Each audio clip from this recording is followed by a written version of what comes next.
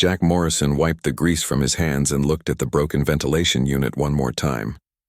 The thing had been acting up for 3 days now, and the alien researchers were getting cranky about the stale air in their precious artifact vault. He picked up his toolbox and walked through the heavy security doors that led into the most important room on Research Station Omega-7. The vault was huge and filled with strange objects that nobody really understood. Tall glass cases held twisted metal sculptures and broken pieces of machinery that came from some long-dead alien race. The scientists called them progenitors because they seemed to be older than any other known civilization. Jack had been working on this station for 2 years now, and he still found the artifacts creepy. They looked too much like weapons for his liking. Dr. HFY was standing near the central display case talking to Ketmar in that clicking language the bug people used when they got excited. The big lizard man was holding a tablet and shaking his head while the insect alien waved its 4 arms around. Jack tried not to listen, but their universal translators were loud enough that he caught most of what they were saying. 40 years I have studied these markings, Ketmar was saying through his translator. 40 years and still they make no sense. The symbols repeat in patterns but follow no linguistic rules I know.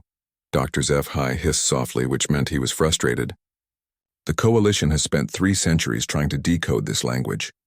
Our best minds have failed. Perhaps we should accept that some knowledge dies with its creators. Jack climbed up on his ladder to reach the ventilation unit, but he could still hear them arguing. He had heard this same conversation dozens of times. The artifacts were covered in writing that nobody could read. The alien scientists had tried every translation method they knew, but the symbols remained a mystery.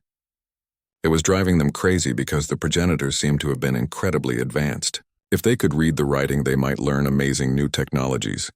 Look at this section here. Ketmar pointed at a metal plate covered in strange marks. These symbols appear on 17 different artifacts. They must be important, but what do they mean? Jack glanced down at the case while he worked. The metal plate was dark and scarred like it had been through a fire. The symbols were carved deep into the surface. He squinted at them and felt something strange in his stomach. The marks looked familiar somehow. Have you tried comparing them to ancient mathematical systems? Dr. HFY asked. Of course. Mathematics, chemistry, physics, even poetry structures from 40 different species. Nothing matches. Jack's hand stopped moving on the wrench. He stared at the symbols again and his heart started beating faster. Those weren't alien symbols at all. He knew exactly what they said. Semper Fidelis, he said out loud. Both aliens stopped talking and looked up at him. Dr. HFY's yellow eyes went wide and Ketmar's antennae twitched rapidly. What did you say, human? Dr. HFY asked. Jack climbed down from his ladder and walked over to the case. He pointed at the symbols that had confused them for so long. It says Semper Fidelis, Latin. It means always faithful. Ketmar's translator made a sound like static. That is impossible. This artifact is over 50,000 years old. Your species did not even exist when this was created, maybe not, Jack said. But that's definitely Latin. See this mark here? That's an S. And this curved one is an E. S-E-M-P-E-R. Semper. Dr. HFY moved closer to the case. His clawed hands were shaking slightly. You can read this writing? Some of it, yeah. I was a classics professor before I joined the Marines. Latin was my specialty. Jack looked at another section of the plate. This part here says something about death before dishonor, and over there it looks like leave no man behind. The 2 scientists stared at each other in shock. Ketmar dropped his tablet and it clattered on the floor. This changes everything we know about galactic history. Commander Lisa Rodriguez chose that moment to walk into the vault for her daily inspection. She was a small woman, but she had the kind of presence that made everyone pay attention. What's all the excitement about? Dr. HFY turned to her with his mouth hanging open. Commander, your maintenance worker has just solved the greatest linguistic mystery in Coalition history. Lisa looked at Jack with confusion. Morrison, what did you do now? I just read some Latin, ma'am. Turns out these alien artifacts have human writing on them. That's impossible, Lisa said. Humans haven't been in space long enough to leave artifacts this old, Jack shrugged. Maybe we have and just forgot about it. Or maybe someone else learned Latin from us. All I know is what I can read. Dr. HFY was already calling up more images on his tablet. Morrison, can you read this one? Jack looked at the new symbols. They were arranged in neat rows like a military formation chart. That looks like unit designations. Second Legion, maybe? And this part talks about tactical formations. Ketmar made a sound that his translator couldn't handle. Unit designations. These are military documents? Sure looks like it. Latin was used by the Roman military for centuries. A lot of this stuff reads like field manuals or after-action reports. Lisa stepped closer to the case. As a former Navy officer, she recognized military language when she heard it. Morrison, are you telling me these artifacts are from human soldiers? Human or someone who learned from humans, Jack said. This symbol here means century, as in a group of 100 soldiers, and this one is the mark for a centurion. That's a Roman officer rank. Dr. HFY was frantically taking notes. We need to examine every artifact immediately. If Morrison can translate these documents, we might finally understand what happened to the progenitors. Or what happened to us, Jack said quietly. The room went silent except for the hum of the newly fixed ventilation system. Everyone was thinking the same impossible thought. If these artifacts really were human, then humanity had once been in space tens of thousands of years ago, but that meant something terrible had happened to make them forget everything and start over on a single planet. Jack looked at the scarred metal plate again. The Latin words seemed to glow in the artificial light. Semper Fidelis, always faithful. It was the motto of the Marine Corps. The same words he had sworn to live by when he was young and stupid enough to think he could save the world. Maybe his ancestors had thought the same thing. The next morning, Jack found himself sitting at a desk in the main research lab, instead of crawling through ventilation shafts. Dr. HFY had insisted that translating the artifacts was more important than fixing broken equipment. Jack wasn't sure he agreed, but Commander Rodriguez had given him direct orders to help the science team. Show me this one, Dr. HFY said as he placed another artifact on the table. It was a curved piece of metal that looked like part of a helmet. Strange symbols ran along the edge in neat lines. Jack picked up the piece and turned it toward the light. The symbols were smaller than the ones from yesterday, but he could still make them out. This says 3rd Cohort, 1st Maniple. That's a Roman military unit. And this part here talks about a battle on the 7th day of something. Ketmar leaned forward with his 4 eyes focused on Jack's face. You are certain these are military terms? Absolutely. I spent 6 years studying Roman history before I joined the Marines. These aren't random words.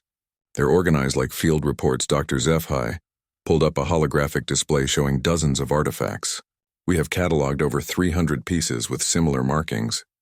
If you can translate them all, we might learn what happened to create such widespread destruction. Jack looked at the display and felt overwhelmed. Every piece seemed to be damaged or broken. Many looked like they had been through intense heat or energy weapons. These all came from the same place? Different locations across 17 star systems, Ketmar explained. The Coalition has been finding progenitor sites for 3 centuries. All show signs of massive warfare. What kind of warfare? Jack asked. Dr. HFY manipulated the display to show star charts. Red dots marked the locations where artifacts had been found. The destruction appears to have happened simultaneously across multiple sectors. Entire civilizations disappeared overnight. Jack stared at the pattern of red dots. It looked like a military campaign. Can I see the artifacts from this system here? Ketmar brought up images of metal fragments and broken equipment. Jack studied them carefully.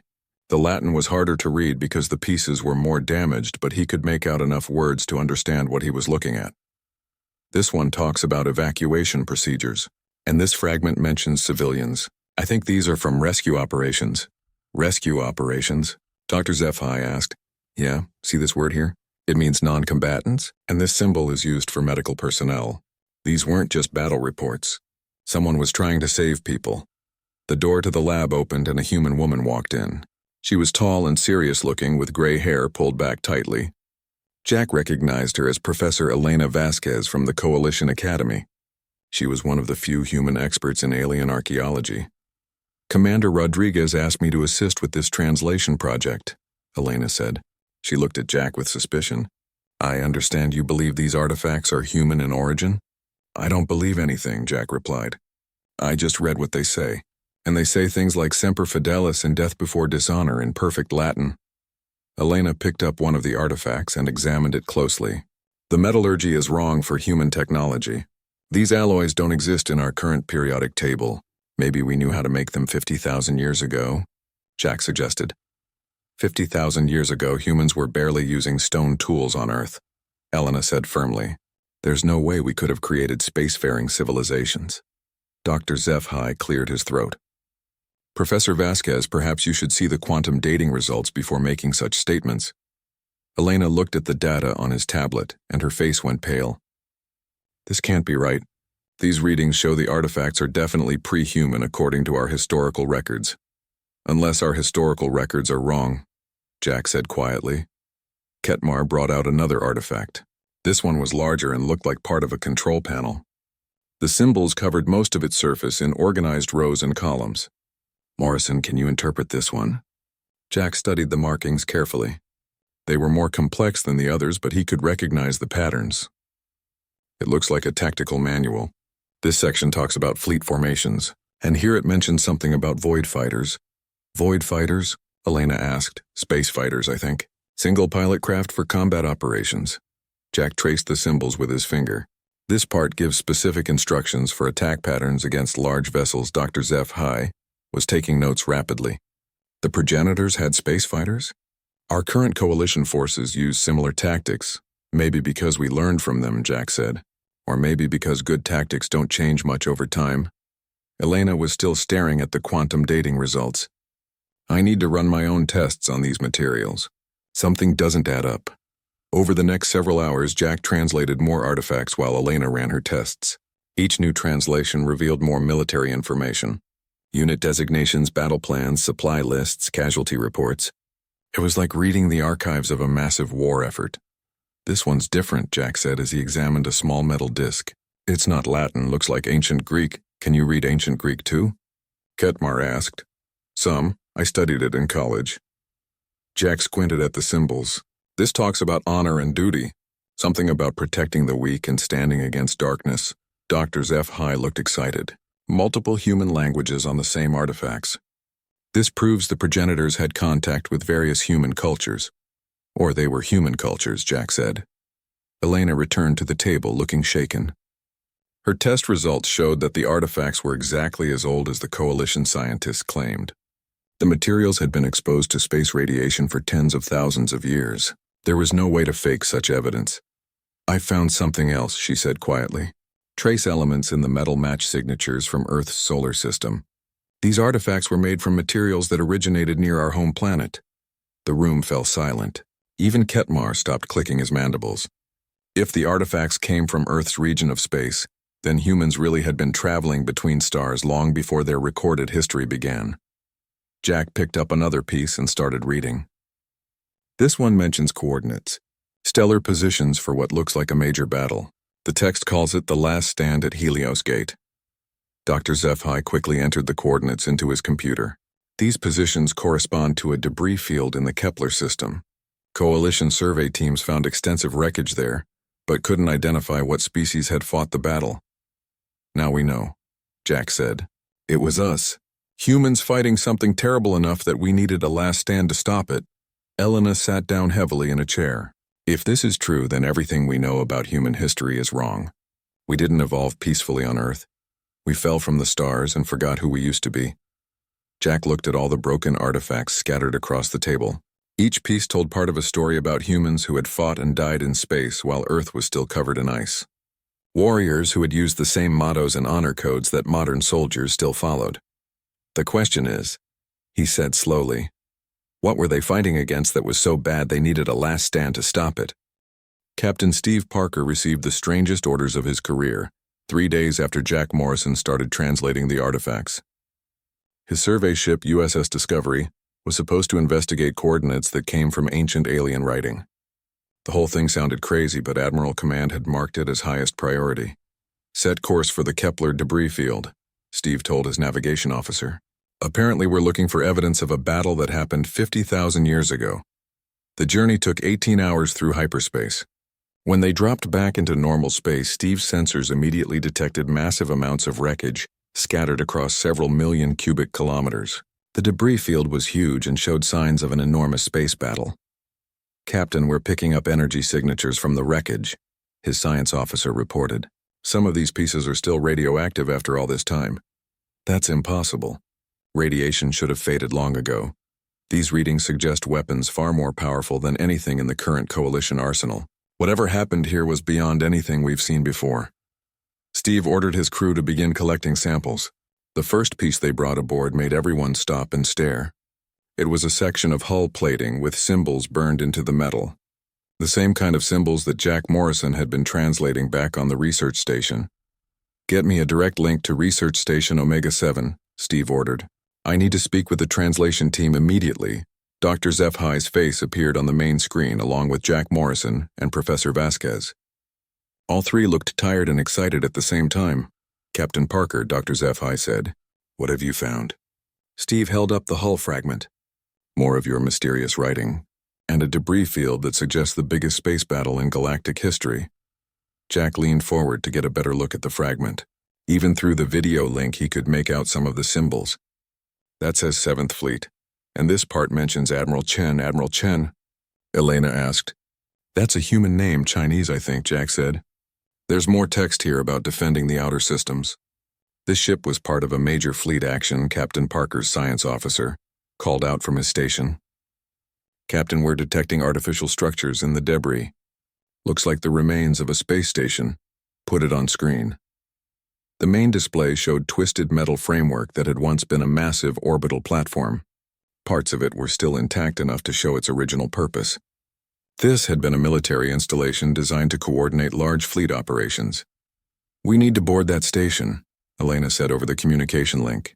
"If there are records inside, we might finally understand what happened." Steve looked at the wreckage on his screen. The station was barely holding together, and boarding it would be extremely dangerous. But the scientific value was too important to ignore. "Dr. Vasquez will attempt a boarding operation. Stand by for updates." It took 6 hours to safely dock with the ruined station. Steve led the boarding team personally while his ship's AI scanned for structural integrity. The station's artificial gravity was dead and the air had leaked out long ago, but the main computer core seemed to be intact. "Incredible," the team's engineer said as they floated through the corridors. "This technology is more advanced than our current systems. Look at these power conduits and data networks. They reached the command center and found it exactly as it had been left 50,000 years ago. Control stations still showed the last data that had been displayed. Warning lights blinked weakly on emergency power that somehow still functioned.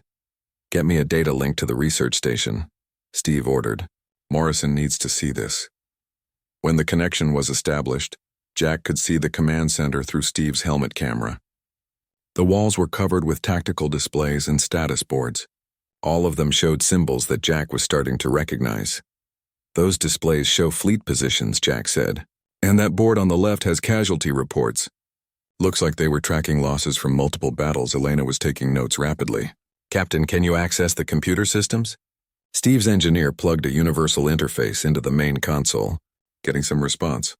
"The computer core is still functional, but it's running on minimal power." Data began streaming across the displays in the command center. Jack watched through the camera feed as familiar symbols appeared and disappeared. Fleet rosters, battle reports, supply manifests, all written in Latin and ancient Greek with some symbols he didn't recognize. "Wait," Jack said suddenly. "Go back to that last screen. I saw something important." The engineer scrolled back through the data. A tactical map appeared showing the positions of hundreds of ships. Red symbols marked enemy forces while blue ones showed friendly units. The scale was enormous with battles spanning multiple star systems.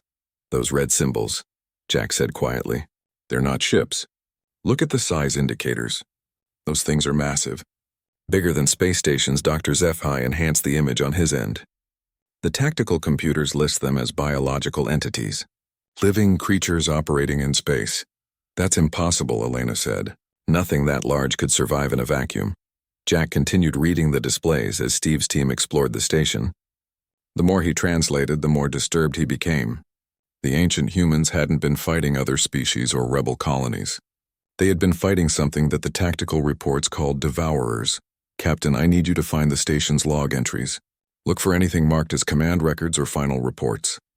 It took another hour, but Steve's team located the station commander's office. The personal computer there contained extensive log files that had been automatically preserved. When they accessed the data, Jack found himself reading the personal account of the battle. "This is Admiral Rebecca Chen's final log," Jack said as he translated. She's reporting that the evacuation of Sector 7 is complete, but the Devourers have broken through the defensive line. She's ordering all remaining ships to fall back to Earth. The room on the research station went completely silent. Elena stopped taking notes and Dr. Zephai's scaling changed color. Earth? Elena whispered. They were falling back to Earth? Jack continued reading.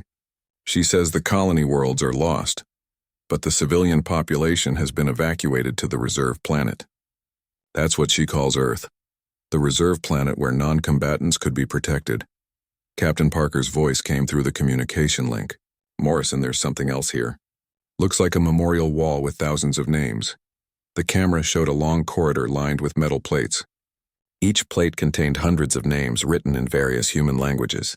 Latin, Greek, Chinese, Sanskrit, Arabic, and dozens of others that Jack couldn't identify. It's a casualty list, Jack said. All the people who died fighting the Devourers. Look at the unit designations. Martian Defense Corps, Lunar Rangers, Titan Heavy Infantry. These are all references to human colonies throughout the solar system. Dr. Zephai was frantically checking star charts. If humans had colonies on Mars and the moons of Jupiter 50,000 years ago, then your species was far more advanced than we ever imagined. Elena was staring at the data with a look of horror on her face. Jack, keep reading Admiral Chen's logs. What happened to the human fleet? Jack scrolled through more entries. The final log was dated 3 days after the first one. She says the Devourers have been stopped, but the cost was too high. The entire human fleet is destroyed. She's implementing something called Protocol Sanctuary. What's Protocol Sanctuary? Captain Parker asked. Jack read further. It involves relocating all surviving humans to Earth and erasing their memories of the Galactic War. She says the children deserve to grow up without the trauma of endless fighting. The implications hit everyone at the same time. The ancient humans hadn't been defeated by the Devourers. They had won, but at such a terrible cost that they chose to forget everything and start over.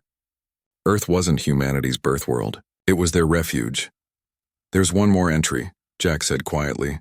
Admiral Chen's personal message to future generations. She says that if humanity ever returns to space and finds these records, they should remember one thing. The galaxy is not safe. The Devourers came from beyond the rim, and they will return when they sense intelligent life spreading among the stars again. Jack looked up from the translation with fear in his eyes. She's warning us. By joining the coalition and spreading across space, we've made ourselves visible again. We've told the Devourers that the galaxy is inhabited. Jack Morrison had not slept properly in 3 days. Every time he closed his eyes, he saw images that made no sense. Battles in space between massive ships, creatures the size of moons eating entire planets, soldiers in armor he had never seen before fighting with weapons that existed only in his dreams. Dr. Amanda Foster found him in the research lab at 0300 hours staring at Admiral Chen's personal logs. Amanda was the station's chief medical officer, and she had been studying the psychological effects of the artifact translations on the human crew members. Jack, you need to rest, she said. You've been working for 18 hours straight. Can't sleep, Jack replied without looking up from the screen. Every time I try, I have these dreams about things I've never seen before. Ancient battles and dead worlds. Amanda sat down beside him. You're not the only one. I've had 6 other humans report similar dreams since you started translating the artifacts. All of them are military veterans like yourself. Jack finally looked at her. What kind of dreams? Combat scenarios in space. Technical knowledge about weapons and tactics they've never studied. Some are speaking languages they don't know when they wake up. That's impossible. Amanda pulled up her medical files on a tablet. I ran genetic scans on all the affected personnel. Jack, there are anomalies in your DNA that I've never seen before. Artificial modifications that appear to be designed for memory storage. Jack stared at the genetic readouts. You're saying our DNA has been modified to store memories? Not just memories. Skills, languages, tactical knowledge. It's all there encoded in your genetic structure, but normally it remains dormant. What's activating it now? Exposure to the artifact seems to be triggering some kind of recall mechanism. The more time you spend translating the ancient records, the more your dormant memories awaken. Jack thought about the dreams that had been getting stronger each night. Images of himself wearing armor and fighting alongside people he had never met. Amanda, these aren't my memories. I've never been in space combat. No, but your ancestors were. The genetic modifications allow memories to be passed down through generations. What you're experiencing are inherited memories from the ancient human warriors. Dr. Zephahai entered the lab carrying a data pad and looking excited. Morrison, I have made an important discovery. The artifacts are not randomly scattered across the galaxy. They form a pattern. Jack and Amanda looked at the star chart on the data pad. The artifact sites formed a rough circle around the galactic center with Earth at one edge of the pattern. It's a defensive perimeter, Jack said without thinking. Monitoring stations to watch for threats from outside the galaxy. Zephahai's eyes widened. How did you know that? Jack paused. He had no idea where that knowledge came from. It had just appeared in his mind like a forgotten memory suddenly returning. I don't know.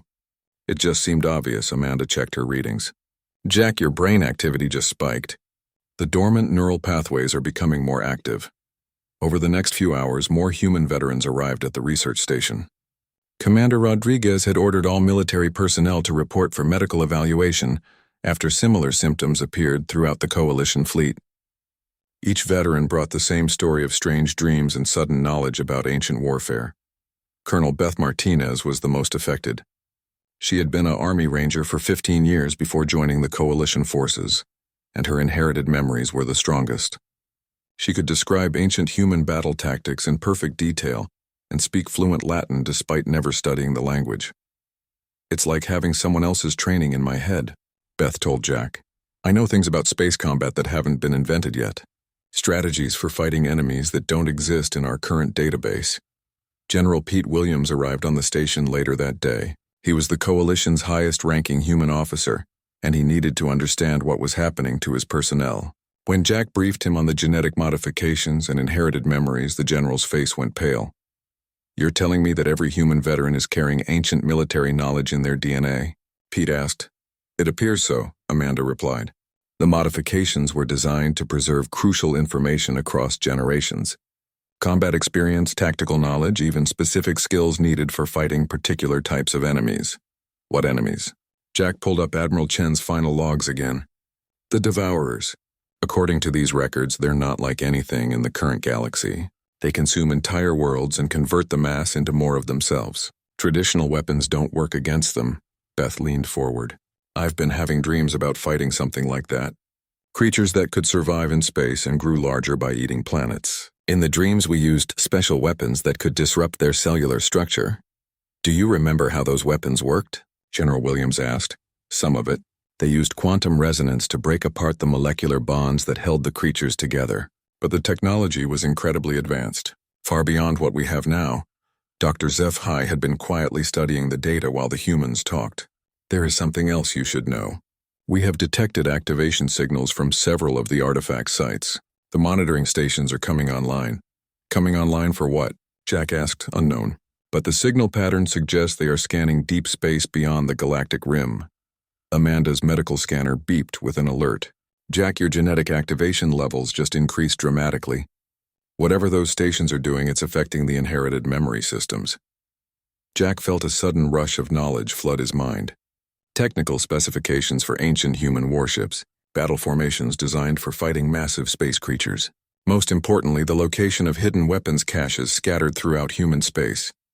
The veterans, he said suddenly. We need to gather all the human veterans we can find. The inherited memories are strongest in people with military training. Why? General Williams asked. Because the monitoring stations aren't just scanning for threats. They're looking for humans with activated genetic memories. When they find enough of us, they'll send a signal. A signal to who? Jack closed his eyes and let the inherited memories guide his thoughts. Images of Admiral Chen's final briefing flashed through his mind. The last desperate plan to ensure humanity could defend itself if the Devourers ever returned. To the reserve fleets, he said quietly. Admiral Chen didn't destroy all the human warships. She hid them in deep space along with volunteer crews in stasis.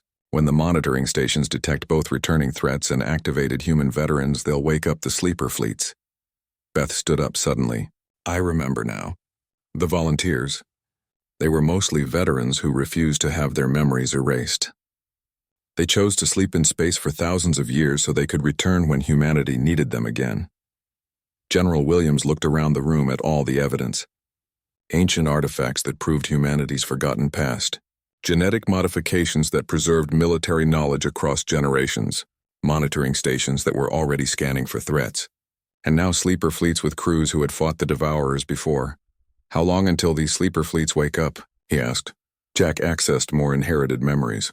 The activation sequence takes 72 hours once enough veterans have been identified. But General, there's something else.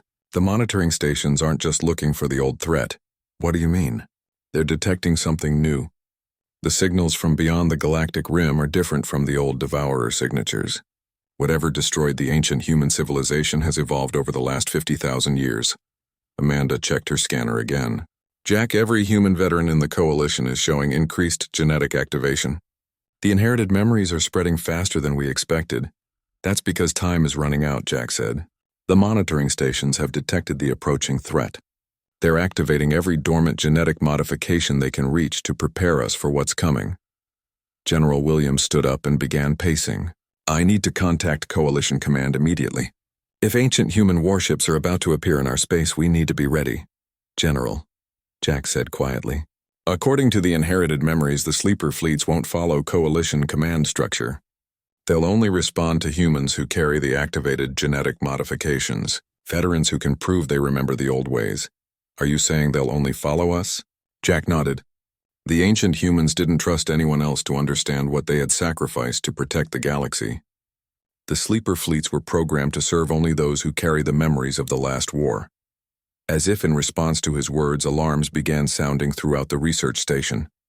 Dr. Zephi checked his sensors and his scales changed color with excitement and fear. Long-range scanners are detecting massive energy signatures emerging from hyperspace, he announced. Multiple contacts appearing throughout human territory. The signatures match no known Coalition vessel types. Jack felt the inherited memories surge again. Ancient recognition codes and fleet identification systems flooded his consciousness. They're here. The sleeper fleets are waking up. The first sleeper ship appeared near Mars exactly 72 hours after the monitoring stations activated. It was massive and angular with designs that no living human had ever seen before. The Coalition fleet that rushed to intercept it found themselves facing technology that made their own ships look like toys. Jack Morrison stood in the command center of Research Station Omega-7 watching the confrontation unfold on the main screen. The sleeper ship was not responding to any Coalition communication attempts, but it had not fired weapons either. It simply hung in space near Mars like it was waiting for something. General Williams, this is Admiral Torres of the Coalition Third Fleet, came the transmission from the lead Coalition ship. The unknown vessel refuses to respond to our hails. We are prepared to use force if necessary. General Pete Williams looked at Jack with concern. Can you contact them using the inherited memories? Jack closed his eyes and let the ancient knowledge guide him. Buried deep in his genetic memories were recognition codes and command protocols from 50,000 years ago. I need to broadcast on the old military frequencies. The sleeper crews won't recognize Coalition authority. Do it. Jack activated the communication system and spoke in Latin using the formal protocols that appeared in his mind. Dormien classis hoc et veteranus memoriae. Identification code 77 Alpha Magnus. Status report requested. The response came immediately in perfect Latin. Veteranus memoriae, this is CNS Eternal Vigil. Commander Marcus Stone reporting. We have awakened to find the galaxy populated by unknown species. Are you the inheritors of the genetic archives? Affirmative. Eternal Vigil.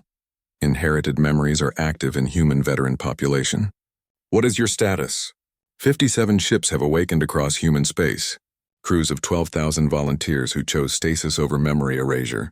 We carry the weapons and knowledge necessary to fight the Devourers. Are they returning? Jack felt a chill run down his spine. Negative. Something else is coming. The monitoring stations detected different energy signatures approaching from outside the galaxy. There was a long pause before Commander Stone replied. Then Admiral Chen's worst fears have come true. The Devourers have evolved and found allies. We must begin immediate preparations for galactic defense. General Williams stepped forward. Morrison asked them if they'll work with the Coalition forces. Jack translated the question into Latin. The response came back quickly and with obvious confusion. Coalition forces? Veteranus memoriae, are you saying humanity has allied with alien species? Affirmative. The Coalition includes 17 different species working together for mutual defense and exploration. Another long pause. This was not anticipated. Admiral Chen believed humanity would remain isolated on Earth until the threat returned. We were not prepared to work with alien allies. Dr. HFY had been monitoring the conversation through his translation software. Perhaps I should speak with them directly. If they are truly ancient human warriors, they may respect a fellow military officer. Jack nodded and switched to standard coalition frequency. Commander Stone, this is Dr. HFY of the Saurian Defense Forces. I am a veteran of 3 interstellar conflicts and currently serve as scientific advisor to the Coalition Military Command. Dr. HFY, your species designation is unknown to our databases. How long ago did humanity make contact with your people? 30 years ago, Commander. Humanity joined the Coalition as a junior member and has proven themselves valuable allies in maintaining galactic peace. Galactic peace? Commander Stone's voice carried obvious surprise. Are you saying the galaxy is currently at peace? Relatively, yes. There are minor conflicts but no major wars threatening civilian populations. That explains why we only detected 57 awakening signals. In our time, entire sectors were constantly under threat. Military veterans were created by necessity, not choice. Colonel Beth Martinez stepped forward. Commander Stone, this is Colonel Beth Martinez. I carry strong inherited memories of the last war. I remember the volunteers who chose stasis duty. You have slept for 50,000 years protecting us while we forgot you existed. Colonel Martinez, it is good to hear from an inheritor. What is the current status of human military capabilities? Beth looked uncomfortable. Commander, our current forces are designed for coalition peacekeeping operations. We lack the heavy warships and specialized weapons needed for fighting entities like the Devourers. That was anticipated. Our ships carry the necessary weapon systems and manufacturing capability. But we will need crews familiar with both ancient human tactics and modern coalition procedures. General Williams activated his communication unit. Commander Stone, this is General Pete Williams, ranking human officer in the Coalition Defense Forces.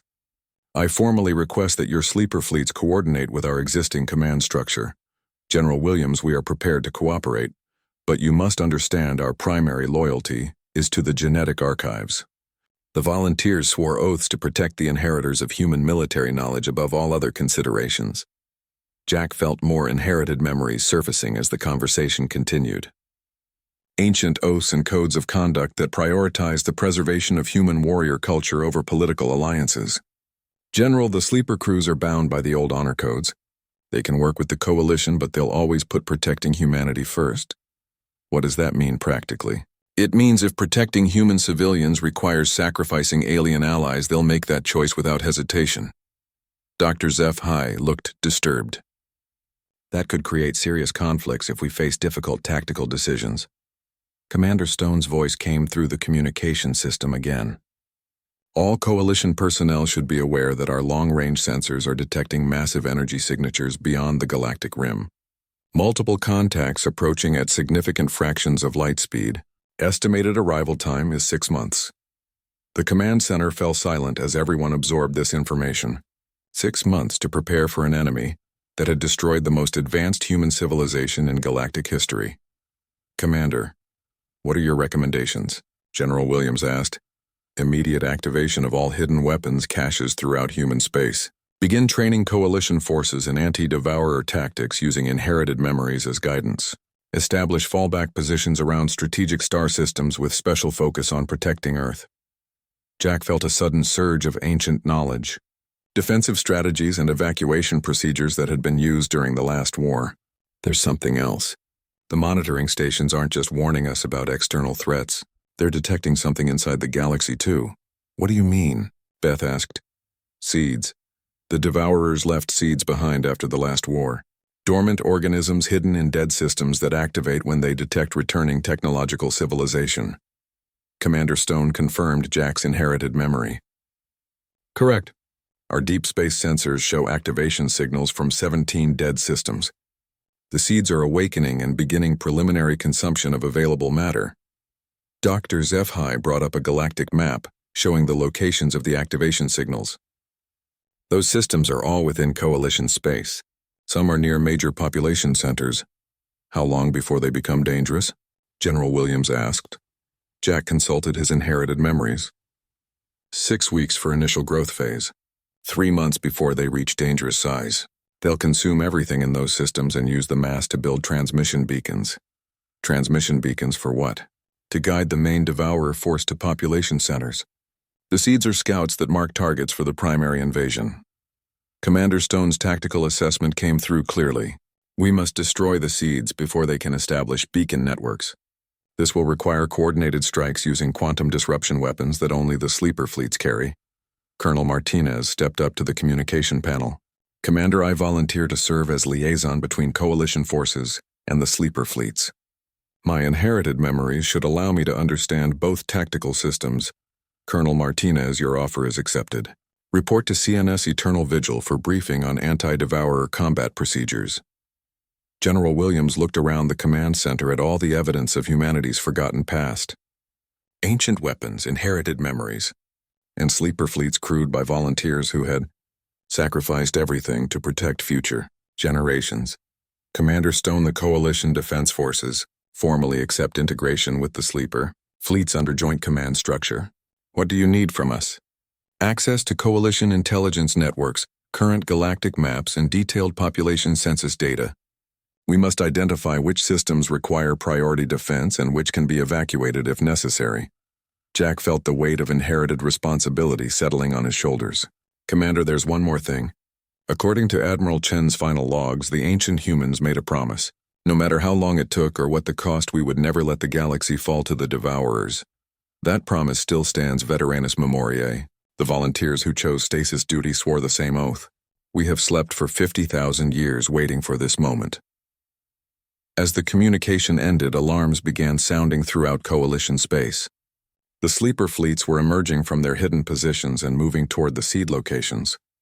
Ancient human warships built for a war that most of the galaxy had forgotten were preparing to Hono,